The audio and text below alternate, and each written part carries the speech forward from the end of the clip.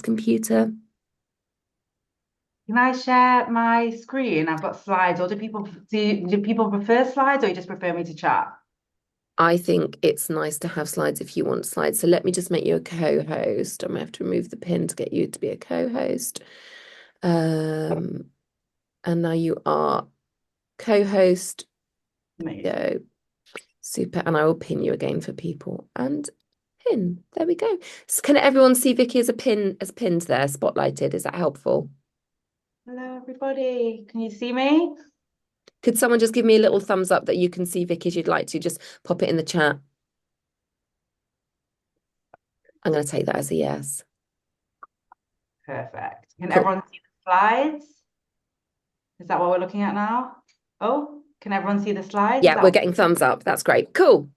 all right? Welcome, everyone. Thanks, Faye, for having me. It's such an amazing community that you're building here. It's so important to have community and to have these opportunities. And I love that you are doing this little lunch and learn, and that I get to be part of it and share with you, hopefully, something that allows you to feel a bit less guilt and a bit more productive this week. So I will ask this at the end, but I'm actually going to share it at the beginning. So your brain is already working towards it, which is the goal of this is not to leave with like loads more information and loads more theories. I really encourage and invite everyone to think about what's one action item that you're going to take. Maybe it's a specific question that I teach or ask or something to do, whatever it is. And at the end, you'll have the chance to share it in the group and you can share it with each other and be accountable however you want to do it. And what's one key lesson? Again, there's going to be more than one lesson. There's going to be more than one takeaway. There's going to be more than one action. But so often, I don't know about you guys, but I attend these things or used to attend these things, make pages of notes, never see any of them again, and be like, oh, like I don't, like I don't have time to go through and read all of that. So I really encourage like one thing like landing is more impactful than 100 things floating around. So that's where I was starting. This is the agenda. I'm going to share a bit about who we are, about time management versus time hacking, and give you some tools and some things that you can implement today on the call. I want it to be highly interactive and engaging. This is your time. You can use the chat. You can unmute yourselves. This is like really obviously informal learning. Oh, really informal learning. I will say, Faye just said what you put in is what you get out. There is evidence that shows when you do engage with something, and that might be popping in the chat, it might be grabbing a pen and piece of paper yourself.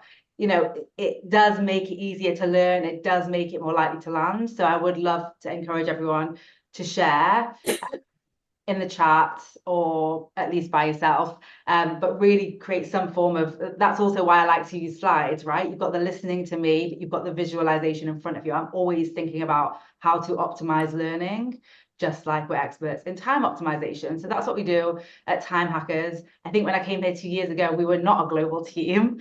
Oh, someone entered It's the wait. okay. Leave it with me. You focus on you. Yes. When I came 2 years ago, we were definitely not a global team of experts and certified coaches. So it was probably just me.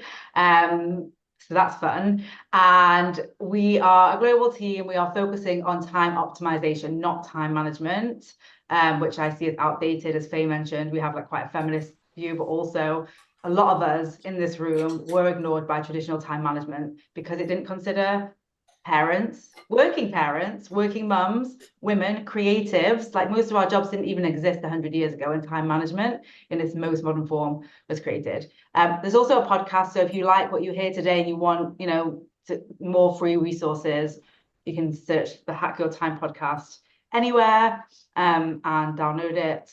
I think anywhere. I mean, on all the major platforms. So, okay. I'm going to share a little bit about me, but I'm not going to give you my CV because you can find whatever you want to on LinkedIn. I think this is what this is what actually makes me the perfect person to teach this more so than my credentials and my, experience like on paper that I'd share on LinkedIn. And that is that I myself have had 3 burnouts. I myself have had daily anxiety attacks. I myself fell for the things take time and therefore I'm going to rush to do it all. And I worked 80-hour weeks. Or, by the way, was in complete recovery and taking months off work. Um, at the time, it was under the guise of like, this is fun and traveling. And don't get me wrong, it was fun and traveling. But looking back, I can see that I forced myself into that situation because I wanted to do all the things and wanted to do them all perfectly and I wanted to do them all yesterday. So if you relate to that at all, welcome. And that's why I call myself a recovering procrastinating hustler, either doing all of the things or like delaying the important things. So again, that sounds like you. Welcome to the club. And nothing's gone wrong, by the way. I just want to normalize that. Nothing's gone wrong. The reason why so many people will do that and so many people relate to that is because of what I'm going to speak about today. So the first thing I always just start with is I love definitions. What is time management, right? Like, what is it? It's simply the process of organizing and planning how to divide your time between different activities. Just how to divide your time being the asset, into different activities. And again, I touched a little bit on where it came from, but just to give you a bit of background here, um, it started with sundials a long, long time ago, but most recently it was developed by plantations, by factories, designed to exploit workers, not designed to help people achieve their goals and create work-life balance.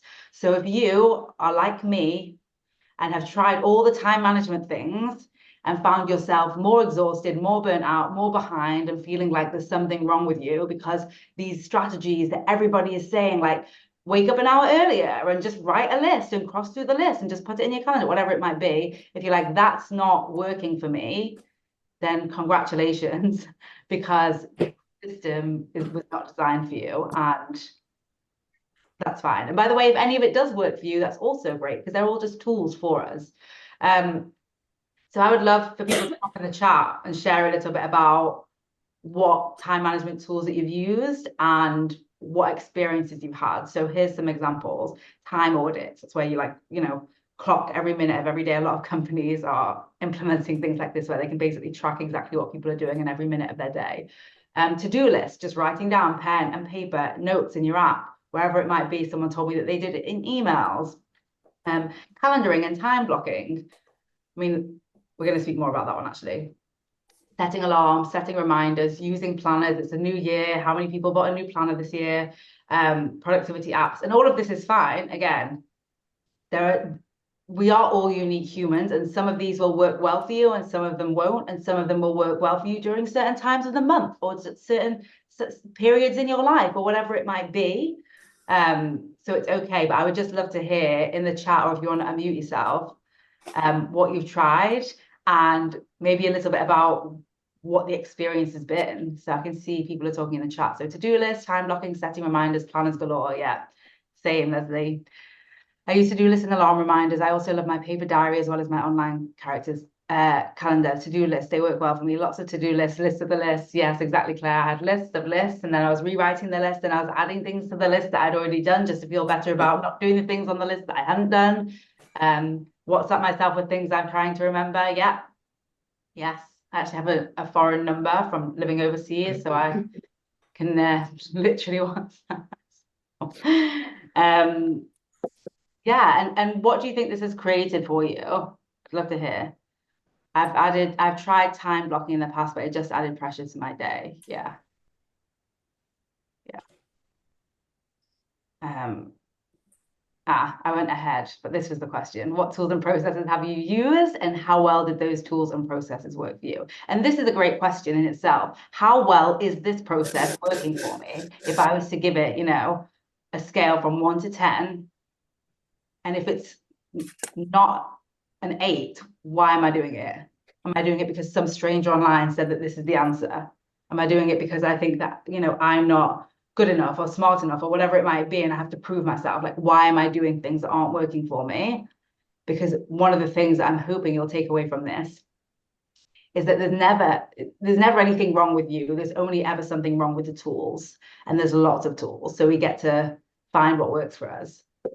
And by the way, as a society, we are more burnt out, experiencing more pressure and less productive. That's what the data shows. So all time management tools have been around for 100 years. Like, it's not working on the grander scale. So Vikki, can I ask yeah. what time management tools were being used 100 years ago?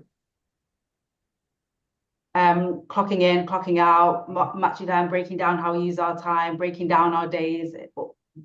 Yeah. So we might have fancier names for it now, but writing things down on a piece of paper, probably not productivity apps. Oh no, but a lot of these, this is what it was, clocking in, clocking out, measuring time and dividing time. That's really what we're speaking about when we speak about time management. Use the notes off my phone to jot down ideas. Yes. Okay, amazing. So this image on the right is my literal calendar at one point in my life. So I just want to confess. Color coded every 15 minutes. You can see my lunch is in there. My toilet breaks are probably in there. My going for a walk was in there. Whatever it was, this was like me chasing, finally getting really organized. So how time blocking really works, and some of you may have heard of it. Some of you may not. You divide your day into blocks of time. You make all your decisions ahead of time and you schedule out every part of your day. So typically what you're doing is you're writing a long to-do list of everything you have to do, personal, work, private, whatever it might be, and moving that list into the calendar by estimating how long things take. Now, what it solves for is deciding ahead of time how to do it all, that long to-do list, and breaking your work into bite-sized slots. So the expectation from this tool is that we can move faster. We've made all the decisions, so we just get to show up and be there and be present with it. That we can create this perfect plan, right? Have you ever created a perfect plan that's so good and looks amazing? I've got lots of those in my past. And it allows us to just show up and do the work as listed, like, oh, I said I'm going to do X now, so I'm going to do X now.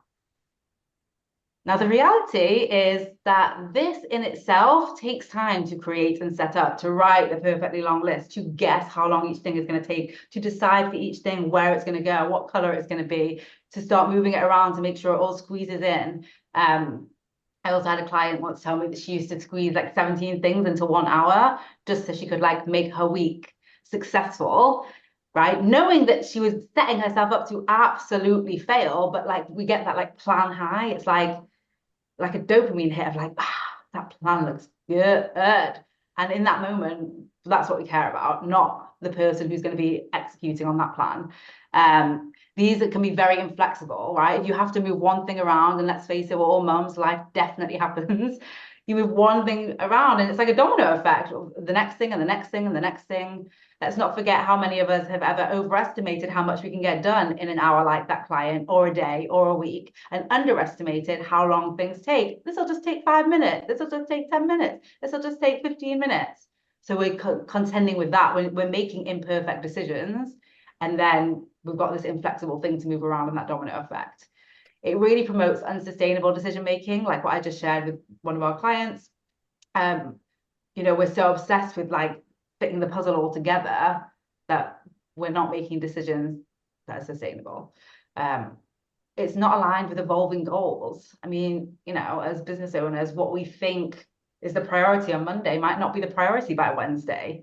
And we've already made all the decisions. And so our Wednesday self does that version of us who's smarter than the Monday self, who's lived more, who's interacted more, who knows more, is that person going to do what the Monday self said, or are they going to readjust? Like we want them to be able to readjust, right? And there's also this one, which like we can know what to do. It doesn't mean we're going to do it. I can have the most perfectly color coded thing. I can put my tax. Always remember this from one of my first coaching clients back in the day. I can do my taxes in bold with a reminder and an alarm and a moving band can come sing at my door to say taxes, taxes. I'm going to say, great. Yeah, yeah, yeah. No. And she didn't want to do her taxes. Like it didn't matter that it was coming up. It didn't like having it there in the calendar did not mean that she was going to do it. So if any of you can relate to that, I can see there's some in the chat. So much doing and masculine energy in this. Yes. Yeah, kids and pre-made decisions often don't work, right? Right. So here's the truth about time management. It's limited. I know everyone, even when we go into companies or we work with, I do speaking events, whatever it might be, people are like, oh, time management. I'm like, what point do I tell them it's not time management? Because the language is so used that they almost don't know how to explain it, even though It's not working. The problem I have with time management, and I will say it again, if something works for you, keep doing it. I'm not the expert of you. This is not a one size fits all, which is one of the problems with time management anyway. But time is limited. It's a fixed known variable. You cannot manage your way to 25 hours in a day. You are setting a limit on what, like if time management is limited because time is limited and time is what matters, then we limit ourselves. We limit ourselves. The difference between our most and least productive days has nothing to do with the number of hours in the day because it's the same number of hours in every day. And it's got everything to do with us, the individual. Now, we don't want to use this against ourselves. This is to make us feel powerful. There's no like blame here. This is, again, there's just been some miseducation and misinformation. So I was a big believer that things took time. And I even encourage all of you, or any of you that this feels called to think about how often you or those around you in the next 24 hours say things take time in one way or another. It takes time. Give it time. Time heals all wounds, whatever it might be. That was my life. I was like, things take time. I'm sold on that idea. And that led to me spending my 20s either procrastinating on my dream and what dreams and what mattered to me, or overworking and doing all the things and driving myself into burnout and driving myself high anxiety. So if things took time and I was giving it all the time that I could and not producing results, then I just can't produce results. Um, and that was where I was at, right? I closed a business that I loved about. I was living in Austin, Texas, moved back in with my parents at 30 and was like, I guess that's it for me. I've given all my time. I've worked, the 80, 100-hour weeks and it's not happened. So I'm not meant to be successful. I'm just going to prioritize taking care of myself. Now, what happened next was what really blew my mind, which is I worked less, a lot less, lot less. And I achieved basically I grew my business to six figures in 6 months, doubled it 2 weeks later, 6 weeks later, and then 2 weeks later I had my first six-figure launch of a mastermind just because there was so much demand to work with me. And I remember being hit with it doesn't take time. Like this was my 3-year financial goal, and it was done in 6 months and then doubled 6 weeks later. Like it just did not make sense. And those two experiences so close to each other smacked me in the face with like, it doesn't take time. So this is why I teach time hacking. This is why I created time hacking. It's not about time. Like everyone's looking at time, can't do much about time. Time is what it is. We need to be thinking about what can we do, what does produce results. And that's what time hacking, what we teach, what all of our tools are built on.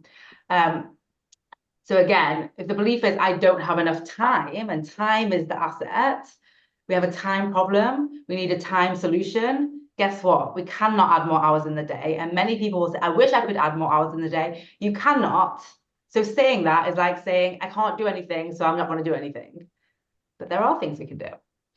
Now, and I'm not saying this to shame any of you, this was me to a T. This is a lot of our clients when we're operating from like, I don't have enough time, I don't have enough time, I don't have enough time to go to the gym, I don't have enough time to launch the podcast, I don't have enough time to, DM people on LinkedIn and see if they're up for a coffee chat or whatever it might be. I don't have time for any of that, but I do have time for my 7 coffees in a day that I used to have. And I do have time to scroll social media. And my phone is telling me that I'm on it for 4 hours a day. And I do have time to be the fastest email responder. And I do have time for all these things that I either think are easy, think I'm really good at, provide dopamine or whatever it might be. So this tells us that it's not a time problem. Can we see that? I just want to pick up on something, Vicky, and it's interesting. When we first joined the meeting, Carly, I'm sure you don't mind me quoting this. We were just chatting, and Carly was saying, "Oh, I said, oh, how was your morning?" And Carly said, "Oh, I was having a little argument with Mailchimp. You know what it's like." I was like, "Oh God, yeah, everything always takes longer than you think," which I think is true to say, but I can't quite work out how that fits in the puzzle and what you're saying. Yeah. So in terms of like, I mean, that's the perfect example of life happening, right? So Yeah. Carly might have had, I don't know if she did, but she could have had like a plan for the day. And that's really great. But Mailchimp happens, technology happens to all of us. I always say technology is also human and needs a rest, like it needs a break and it needs to recharge. And it's not always operating 100% as much as we would like it to. And we have these like really high expectations, just like we often have for ourselves. But I would say like that's a standard thing. Like, of course that's going to happen. Of course, technology mistakes are going to happen. Of course, like, yeah. So I'm guessing, like, I guess I'm wondering what the question is. Like, what do you do about Well, it? it's more you were saying, I don't have enough time, and then the whole in fact, don't worry, it's fine. Move, I think it's I get what fine. you're saying. Yeah, Yeah, like it's not time that solves MailChimp, yeah. right? And also having more time wouldn't stop MailChimp from ever glitching, Mm, right? These things are going to happen. And when we make decisions, not creating room for MailChimp to malfunction or for Kajabi to go down or for a kid to get sick, when we then we're creating a problem. But mm. it's kind of like I actually just recorded a podcast on it this week.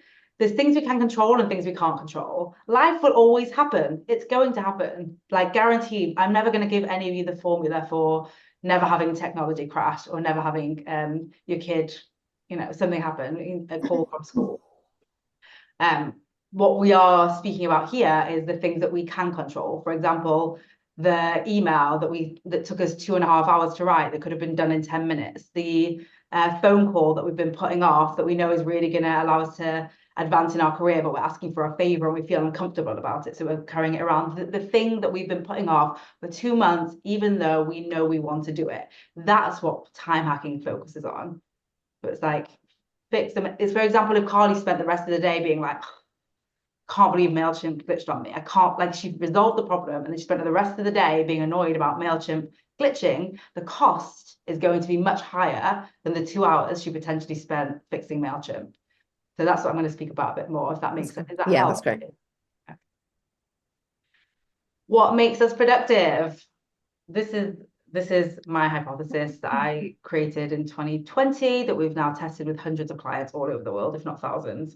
Um, Brains, decisions, fear, failure. These are the four things and our relationship to these four things that produce results. And I'm going to go into each of them and give you a little tool of how to apply them. And this is where I really think it would be powerful for you to listen with like, what do I want to apply? What do I want to test today? Um, So again, we're not solving for the symptom. We're not solving for the symptom of like, oh, I'm not. I think of the example. We want to solve for the root cause, which is not time. Time is the symptom, but the root cause is, for example, if I'm doing low value repetitive tasks, like replying to email or WhatsApps, instead of the high value impact work, like maybe building out a new proposal for a client. Why is that? Now, the symptom says, well, because I have too many emails, so I'll just switch my notifications off for my emails.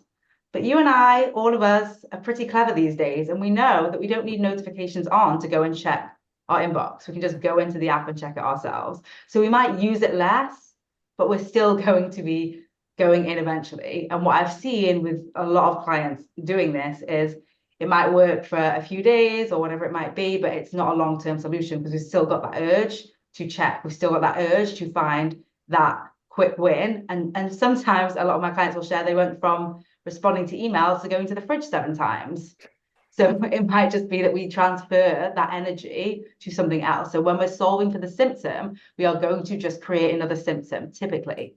Another one that I've heard from people is like, I'm going to delete social. And again, if this has worked for you, amazing. But what I've heard from people is I deleted an app from my phone and I spent more time on Facebook online.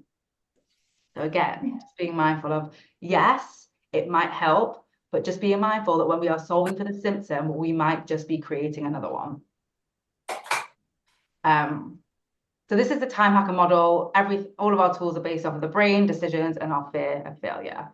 So time hacking, this is what I want each of you to consider, is your number one time tool, smarter than any external calendar or planner or reminder or to-do list or whatever else there might be app, is your brain. Your brain is the difference between your most and least productive days. Your brain is the difference between distraction and focus. That's where distraction is created. That's where focus is created. Your brain is the difference between believing in yourself and doubting yourself. That's where it happens.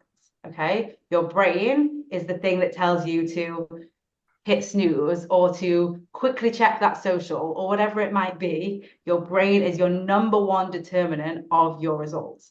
Now, what I want to say next is you are not your brain. I wish someone would have told me this years ago, but I'm so glad to know it now. You are not your brain. And some of you may have heard of this, there's kind of like your primitive brain that was programmed through evolution. And then there's your prefrontal cortex brain, your intentional brain, which is you. And sometimes you can have mental arguments with yourself. Should I do this? Should I do that? I shouldn't do this. I shouldn't do that.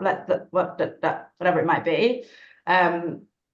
So like, I just think it's important to know that sometimes the difference can be my brain doesn't want me to do this big project instead of I don't want to do this big project. And that can be the slight difference of like, oh, I understand something. Because the important thing is you are not your brain, but your brain absolutely drives your results.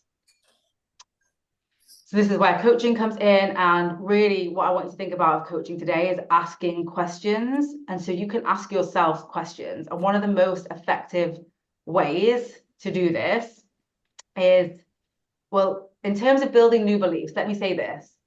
Has anyone ever tried mantras? I'm really good with my time. I'm organized. I'm going to wake up at 5 a.m. and feel amazing. Listen, if those work for you, keep doing it. That's phenomenal. It never worked for me. I couldn't go from like, I don't have the skills to I have the skills, I have the skills, I have the skills. Like, no, wasn't it for me. So instead of giving up or deciding that there was no option, I asked myself questions to mine my brain for things that I already believe. So I don't have the skills, or I can't do this, becomes what skills do I have? What can I do? Where could I start? How could I develop those skills? Right? Whatever the belief is that is blocking you want to mine your brain to start picking up the crumbs to build that belief. And you have to let them be big enough.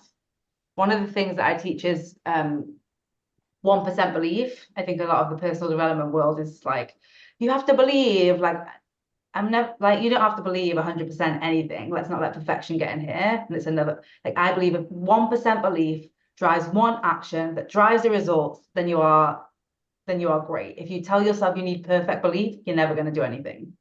So where can you find that 1% belief? By asking a question, putting pen to paper, and listen to me. Sometimes I've started doing weights recently, and it's like, ugh, that really like feels like energy, and our brains evolved to conserve energy, and I don't really want to do this. Your brain's going to be like, I'm not doing this. Like, la la la la, I don't have any answers. We can't, like, you're going to have to build that muscle and build those reps. It's like if you've ever like turned right on the way to drop like your kids off at school, you go the same way every day for years, and then there's like a roadblock and they're telling you there's a diversion and to turn left. Like, it's uncomfortable. You have to like reverse back. You're like, oh yeah, I forgot. And the next day you go again and you go into the way you always went. Like, oh no, I need to reverse. And after a few days, you're like, oh yeah, I remember that road's blocked now. I'm going to go this way. That's what we're doing here. We are creating a new route, a new belief.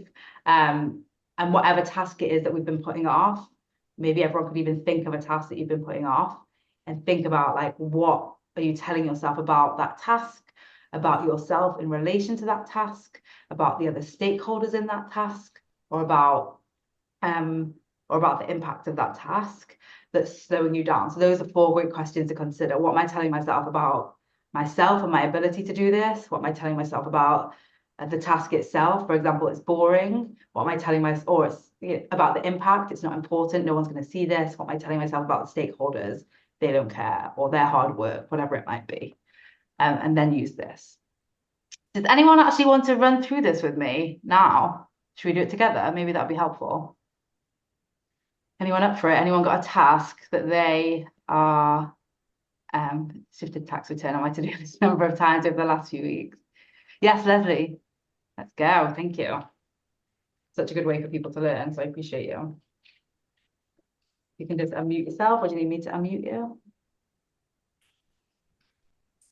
Sorry, I'm on my phone, so I'm not sure what I'm doing today. So in terms of time management, I'm trying to tidy up with the cleaner while I listen to you, which I should have done and send it. So a task I've got at the moment, sparked to me by Carly's comment was that I really need to clean up kind of my email automations, right? So I've got a number of different downloads. I've got and then automations. Everything needs to be updated, and so I keep putting that email automation thing on my to-do list. Yes. And it just gets pushed down and down. Now I do a certain amount of self-reflection because I am myself a coach. So, oh, Dobry then. Nice to see you. My very lovely cleaner is Ukrainian, so I'm trying to learn 1 or 2 words of Ukrainian every week. So I keep putting it off because I find it really boring. That's about the task. Yeah, so that's about the part. Partly because it feels complicated and not in my zone of genius at all. And partly I feel like there's something else in there that is just like, oh, it's not going to work. What's the point? Yeah. Impact. Yeah. Yeah. So I don't know if you did it intentionally, but it was beautiful to have you see, like, it's boring and complicated. It's about the task, not my zone of genius. It's about you, and it's not going to work. It's about the impact. And there's obviously no stakeholders when it comes to organizing our own inbox or automating it, whatever it was. So email is my email automation. So okay, fine. Yeah. So let's start with, like, it's not going to work. That was the last one you just said. So it's not going to work. Of course, like, I just want everyone to think about brains are very logical. It's like everything's a formula. If you input into a computer, this is boring and complicated, this is not your zone of genius, and this is not going to work, please do this project, what do you think that computer's going to say? No, I mean, it's so logical. It's like, of course I'm not going to, like, it doesn't matter how many times I write out my to-do list. It doesn't matter if I circle it and put it in red. It doesn't matter if that band comes knocking on, email automation. We said we were going to do it. Like, cool. I'm not, like, there's no motivation. Like, it's very logical. So let's start with it's not going to work. And instead think about, like, let's even go here. Let's say it doesn't work, which, by the way, I don't even know how you've defined work, right? It's not going to work. Well, that's vagueness there anyway. So yeah. Exactly. Yeah. But let's say it doesn't work. It doesn't produce the intended results that you want. Like, why is it still worth doing? Yeah. No, you tell me. Like, let's go there. Make your brain work. The reason I want to do it is because I am quite cross with Facebook and Meta in general, and I want to move to building community via my email list, etc. So I want to have a better way of bringing people into the community and create a more consistent kind of strategy around that. But I've also got lots of old things that I used to do with it. So why it matters is because I want to bring people into my world, and it will eventually lead to clients and people on workshops, and also being able to kind of spread my message more widely. So there's loads of positive stuff at the end of it. But yeah, it's so interesting because I was like, what happens if it doesn't work? And you were like, it's still going to bring people into my community, it's still going to bring me clients, it's still like it's like when you sit with that for a minute and you don't let your brain just get away with that surface level narrative, when you poke a hole into it and say, so what if it doesn't work, what's next? It's very clear that your brain immediately believed that you are, like, your frontal brain that was just engaged then was saying, like, no, we're going to figure it out. We're going to build this community online. We don't want to rely on Facebook or Meta for a community. We've made that decision, and I am going to figure out how to do it. So even if this email automation thing doesn't work now, I am going to keep going to figure it out. And I bet you felt very different saying that than you did when you said boring and complicated, not my zone of genius, and not going to work. Yeah, absolutely. Yeah. And you could do that with all of it, right? Okay, so, like, so for example, okay, it's complicated, but what about it is simple? Well, in the end, it comes down to a series of instructions, doesn't it? And those series of instructions. Yeah. So actually, the complexity is all. I'm a big picture person, so the complexity comes from I always tend to look at the bigger picture. Whereas in this case, you need to go through step-by-step process. Sounds pretty simple, doesn't it? Feels different. Yeah, but I don't like those step-by-step processes, or I've told myself that. But again, but it's so interesting because you notice your brain creating a lose-lose. And this is what I mean for Yeah. all of you is it's not about the email list. Our brains, and we're going to speak about this when I get to fear, like your brain's made a problem with it being too complex. Then when we've made it simple, your brain's made a problem with it being too simple. So it wants to create a lose-lose because it doesn't want you to do this for a reason that is not having time. You understand that? Yeah. Yeah. So we might come back to you in a minute when I've done the other thing, but I just want that was so beautiful, Leslie. What an amazing brain, and what an amazing thing for everyone to see that like your brain is going to keep offering you obstacles. I always say if there's like 7 hurdles that you need to jump to do something, like start jumping. But often we expect, or our brain teaches us to expect, because then we quit, that it should be like should be easy and it should Or be one hurdle that you go over and one hurdle. Like I did it. I did the hurdle. Come on. It's supposed to be done now. It should be already. Yeah. So thank you for coming and letting us use that example. And maybe we'll keep going, and if you're up for it, we'll keep you as an example. Or that's fine. You know me, Faye will know that I don't mind that kind of thing at all. Thank you so much. And all right, cheers. Cheers. Thanks, Leslie. All right. Again. Okay, we'll come back to you. Okay. The second thing is decisions, right? This is what we spoke about. Decisions hacking. Before we do anything at all, before you put on your jumper today, before you joined Freelance Mums, before you made your cup of tea, before, like, we are making 35,000 decisions every single day, and the quality of those decisions directly impacts the quality of our results. If I decide to have chocolate for breakfast, that is going to impact my sugar crash later in the day, for example. Not speaking about this morning. Or am I? And so the quality of decisions impacts directly the quality of our results. So before doing anything, we have to decide what to do, how to do it, when to do it, right? That's that whole argument for time blocking, because you make all those decisions ahead of time, but then we're still having to make decisions in the moment. We still say, oh, actually, should I do this now or should I move it then, for example? Now, decision making is a learnable skill. And more than that, you are already all expert decision makers because you make 35,000 decisions a day. And, you know, one of the things I hear a lot from people is I'm just indecisive. I'm not good at making decisions. And I just think that is such a shitty narrative that's not necessary. So decision making, you're all already amazing at it. And it's a learnable skill like a language. Or Leslie just shared about learning Ukrainian. We can continue to improve that skill. And coaching obviously is an amazing way to make fast and effective decisions to drive sustainable success. If any of you work with a coach or a few of your coaches, you'll know that like someone, you know, it's possible to sit on a decision for 3 months and you can speak to a coach in 5 minutes and have the decision made. Even if the decision is not always sunshine and roses. That's one of the things we've been speaking about in my community recently is like making a decision, knowing that there's no like 100% perfect. And it's like, there's things that I don't love about this decision, but there's no option that I love right now. This is the one that I'm still choosing. So, you know, we're speaking about sustainable versus unsustainable. So unsustainable is deciding to do 27 things in a day versus doing 3 things well. Always remember, again, one of my early coaching clients, it was like, 27 things that I need to do today because I had 15 things to do yesterday and I didn't do all of them. So, and 10 things to do the day before, and they're just piling up. And I'm like, wait, so if you weren't able to do 10 things in a day, now you're expecting yourself to do 27 just so you can get through the to-do list. Like, what a nightmare. So again, questions to ask. And Leslie, if you're up for it, or if someone else wants to, we can keep going with the example. It might be a really nice way to do it. What decisions am I not making? So for Leslie, it could be I'm not making the decision on which email software I'm going to use. As long as I don't make that decision, guess what I don't need to do? My email automation. What a fun way to do it. And it's like, this decision, it has to be right. It has to be perfect.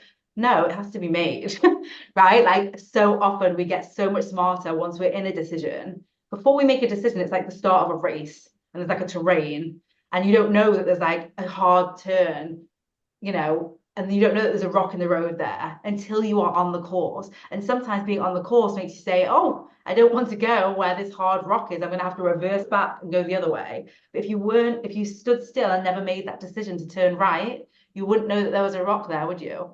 So it's like not making a decision doesn't make us smarter. We have to make decisions. We get smarter on the other side of a decision.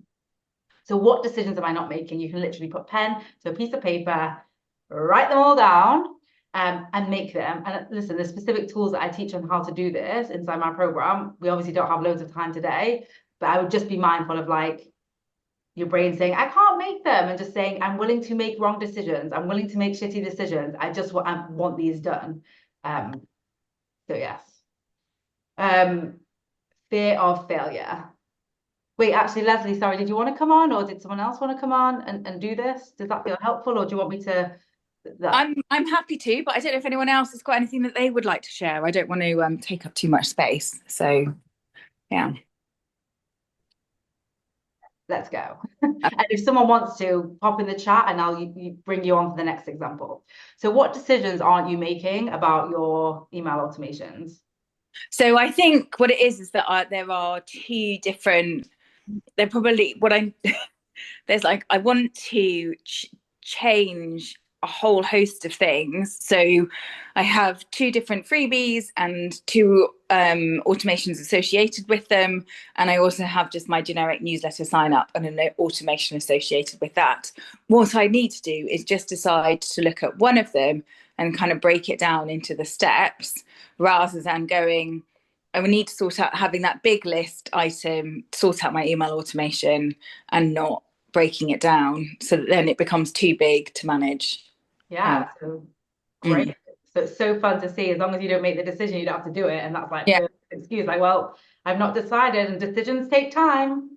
Yeah, You know, we're better sleeping on decisions and thinking about them for a long time, so we don't need to do anything. Versus like, Leslie, if you were just going to decide now, which one you start with, what would it be? I think it needs to be to start with the simple newsletter sign up because Perfect. that's the simplest one to do. Perfect. And we're looking for simple. Amazing. Yeah. Congratulations. So good. So thank you for that, Leslie. All right, I'm going to go and change it on my to-do list to that, and then that'll make it more likely to do. Yes. Although again, so and absolutely if to-do list works for you, but I just want what you said there was interesting. That will make it more likely to do. Just one of the important takeaways that I invite everyone to consider today is to-do lists, tasks, alarms. I mean, I use alarms. I had an alarm go off 10 minutes before this for me to to interrupt what I was doing and to come. So I do use these tools. It's not that I never use any of them, but they are tools for us. The to-do list doesn't make you do anything. The to-do list is not going to. I actually am signed up to a particular group where we meet monthly and make a to-do list, and then at the end you kind of review it. But the way in which the to-do list is set up is really is about kind of, you start with your broader aims and then you review what you didn't work, and because sometimes quite often the things that you didn't do you didn't need to do anyway, and so each month you learn more about how you're making decisions about that, which I find really helpful. Yeah. Okay. So it's a very gentle to-do list, mine. Yes. Again, whatever works for any of you, fine. But it's like, if at some point that doesn't work for you anymore, that's not a problem. You don't need to, have people tell me like, I used to wake up at 5 a.m. and I was so good, and now I don't. And I'm like, great, humans evolve. We're not supposed to always be the same. And that's why what we focus on is teaching people how to make the decisions, how to evaluate themselves, and how to build that self-trust and self-confidence. So they're making, it's like, how do we teach you the skills so that you can always be excellent with your time, independent of the tools that you use? Yeah, I think that sometimes the to-do list isn't so much a to-do list as a brain dump. Yeah. Of all the many things I'm trying to remember. Yes. But then if that's really true, then crumple it up and throw it out. You know what I mean? Because what I've seen, and again, not if it's working for you, but what I've seen happen, and what happens a lot when I do this workshop, is people share that they've, immediately feel better for getting the brain dump out, but then they feel overwhelmed looking at the list.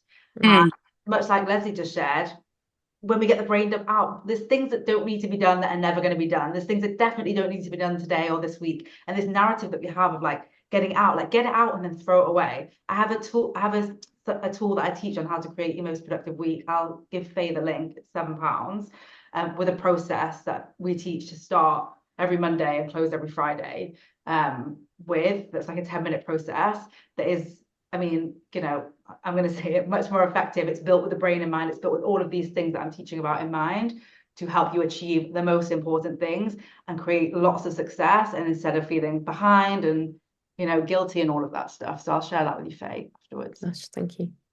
Yeah. And the last thing, right, our fear of failure, our fear of failure. It can also be our fear of rejection, our fear of other people's opinions. This all falls into here. And fear is essentially a huge distraction and time waster. And it says, this is going to go wrong. These people are going to think this. It's not going to work anyway, whatever it might be. We evolved with fear, like our predecessors had really great fear.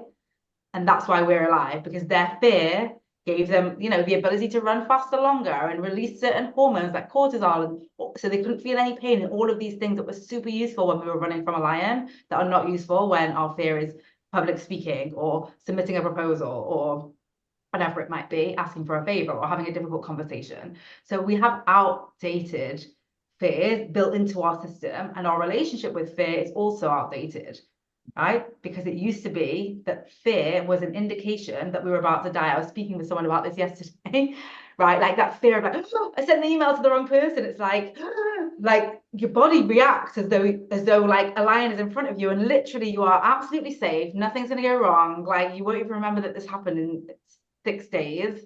And like, but that fear, that the relationship our body built with like fear equals danger and danger is deadly is still there. And so we can have that visceral reaction. And the second thing we're speaking about is failure. If you are not failing, you are not succeeding at your maximum, I promise you.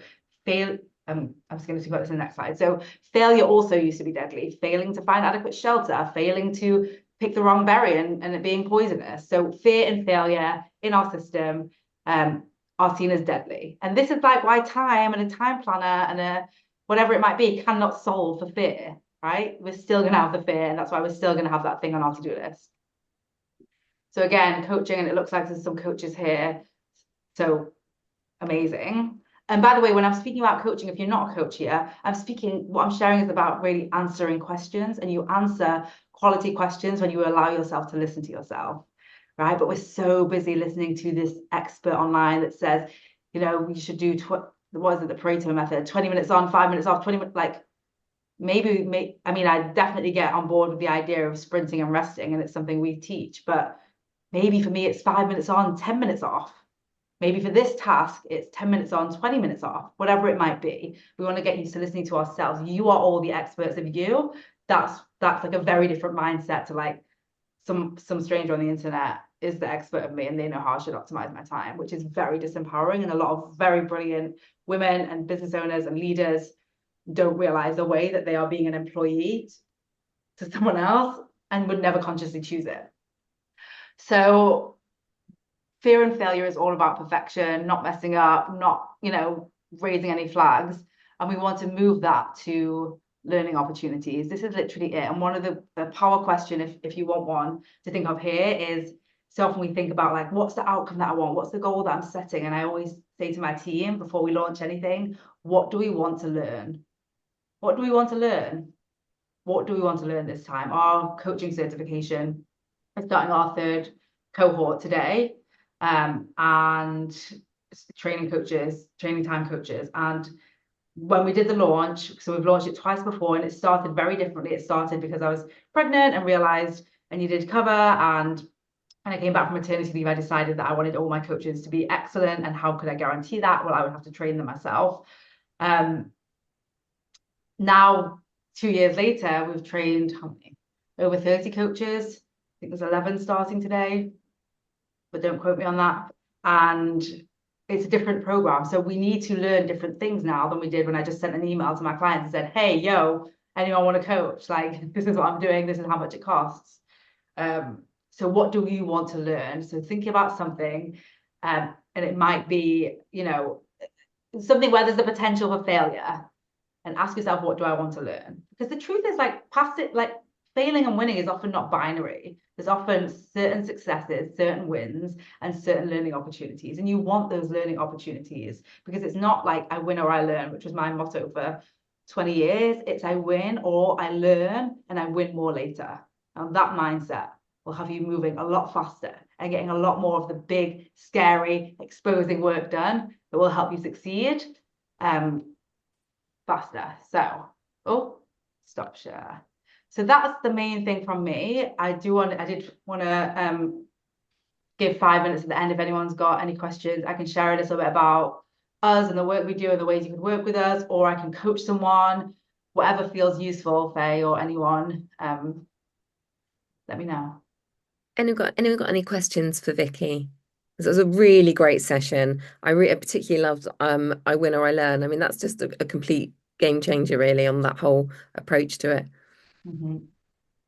Yeah, I did a whole podcast on I win or I learn, and this is my motto. And literally that week it hit me that, and so I did a podcast the week after. I'm like, sorry, I was wrong. But again, that is the example. I learned something and it improved, I mean, for sure, my life, and then, the lives of my listeners as well.